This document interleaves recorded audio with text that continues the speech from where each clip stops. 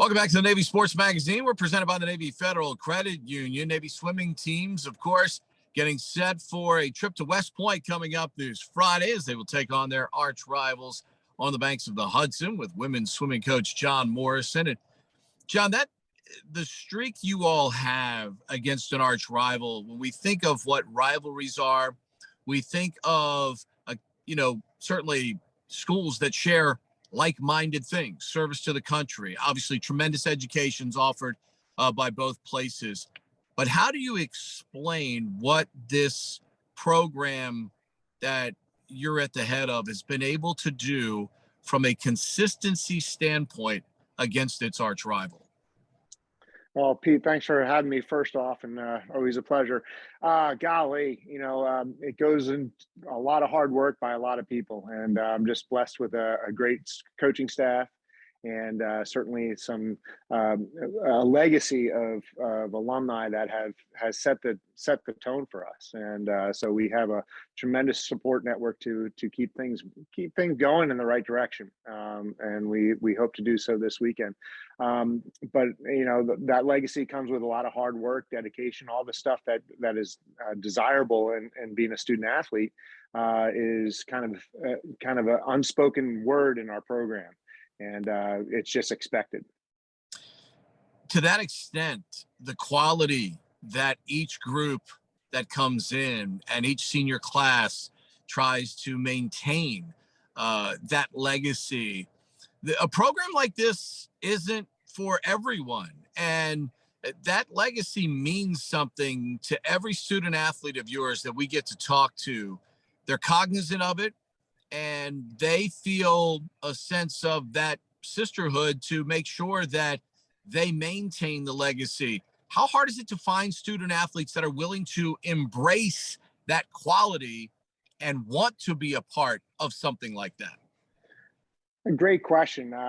Really, we're fortunate to have a team that kind of builds upon itself, and a culture that builds upon itself, and very family oriented, and certainly that finds them here. Obviously, be able to get top academics, get opportunity to swim at the highest level of Division I and be successful there. But then you have the team that kind of builds that once they're here, builds that to that expectation, that legacy, and it just becomes, like I said, kind of an unspoken word. We don't talk about the streak that much. We every season 0-0. So we just take it one day at a time, one step at a time. And once you step through the gates of the Naval Academy and onto the pool deck, you're part of the sisterhood, and we try to keep that going.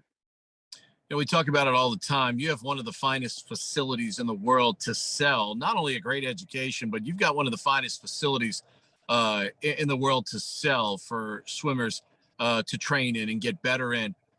The thought that you have such quality to sell out on the recruiting trail when you and your coaches talk to prospective student athletes, is that still as big a draw as we think it is within college athletics, offering kids not only a great education, but you have a terrific facility to sell as well? It certainly is. We always have.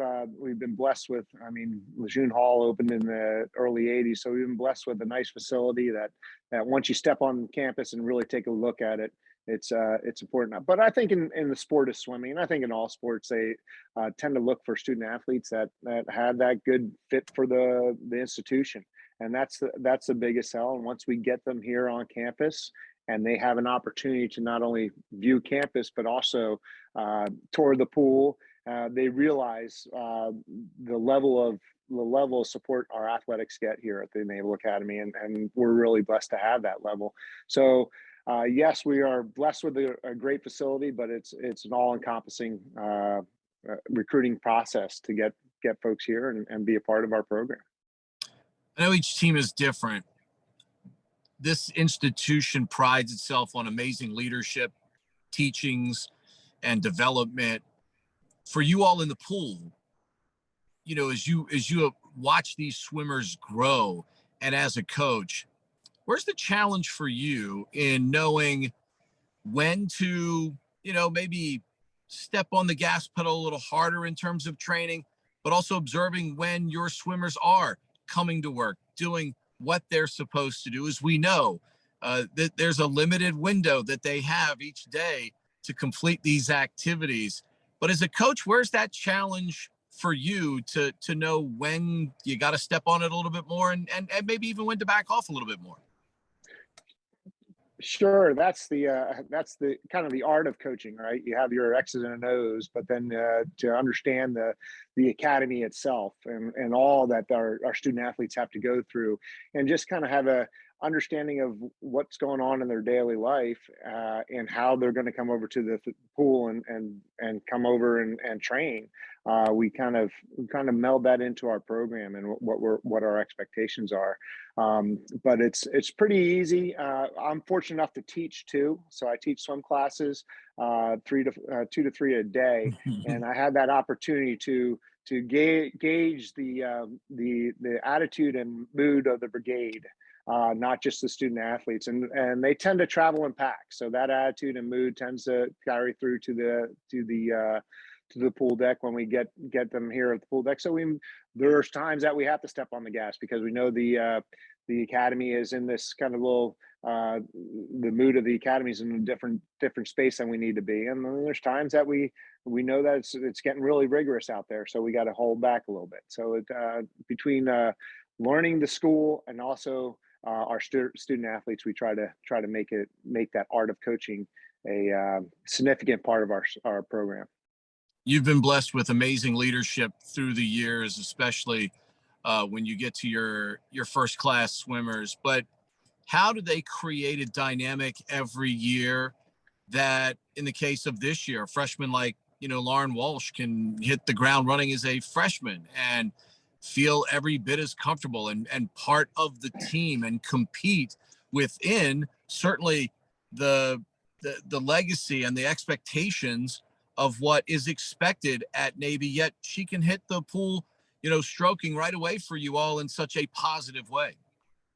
Yeah, we've been blessed with some really good prospects coming into our program, and I think I know our culture of our program and that family orientation that I mentioned kind of brings them in and accepts them to bring a big piece to the program, whatever that might be. It might be attitude, it might be effort, it might be just the talent level. And between all those pieces, we generally have a class that kind of moves forward together, and it starts your plebe year. And in our sport of swimming, women's swimming specifically, the range of success tends to be that 17 to 20-year-old. So they expect those plebes to come in ready to go and challenge. And as every freshman class in any school or institution wants to prove themselves, here at the academy, I think they have that next level of wanting to show their upper class, not only on the team, but also in their companies, that they're pretty strong student athlete. I know it kind of gets the short shrift a little bit, but the diving component of this thing has also been very good to you all here through the years. Why the success there? And what's been the critical key? Because as we know, certainly in any closer match, those diving points proved to be incredibly critical through the years. Yeah, diving's 2 events. So in our competition, at NCAA's is 3 events. So out of the 16, those events can be important when the meet comes down to 3 or 4 points. Huge part of it. We've had 2 tremendous diving coaches, Joe Suriano, who retired years ago, and then Rich McDonald took over from him, and they both did a great job of recruiting and helping the program move forward. And Rich continues to do a very nice job with that. But they are a little separate. And the diving well right behind me on the video is you talk about facilities. That's one of the finest facilities in the country. To have a separate diving well, to be able to train on your own without conflicts of the swimming program, it really makes for an ease of training, but also it has their spot so they can go out and do well. But Rich has done a great job of progressing our goals, and we just unfortunately graduated Hannah Montaugh, who was our first 4-time NCAA qualifier. So she was a pretty special diver, and we have a few in the ranks right now that are stepping up to that charge. To that extent, you and Bill, I know, constantly are looking to challenge your swimmers and divers to try and find them as good a competition as possible. So far through the fall portion of the schedule, thoughts on the way your team has performed, and are you seeing what you need to see in preparation as obviously the marquee sells itself coming up here on Friday? Yes, we've done a really nice job as a team and a program of moving the needle forward at each and every meet. We got better each and every meet, moving into the Army meet, which is always our goal, to keep on progressing. We finished up the last weekend at Ohio State University, and we swam 4 of the top 10 teams in the country, really, with Ohio State and Indiana, and Virginia Tech, and in University of Kentucky. So we had some tremendous competition there. We saw very good progress, and we look forward to carrying that forward into this weekend. We do have we graduated, like I said, Hannah Montaugh, but also 2 others that were 4-time NCAA qualifier, and Martina Thomas, and a 3-time NCAA qualifier, and Sydney Harrington. And then their other fellow classmates were also some of the top in our program too. So we had a large graduating class, and so it's been fun to watch people step up into that role. They've been in somewhat the shadows, and we're going to really need and expect some big steps, some breakthroughs this weekend coming forward. No doubt. The beauty is every team gets to write its own story, and we hope that yours gets to write a successful one again here on Friday. John, appreciate the time. Best of luck to you and your swimmers and divers coming up this weekend against the Black Knights. Appreciate the time today. Thank you so much, Pete. Have a good weekend.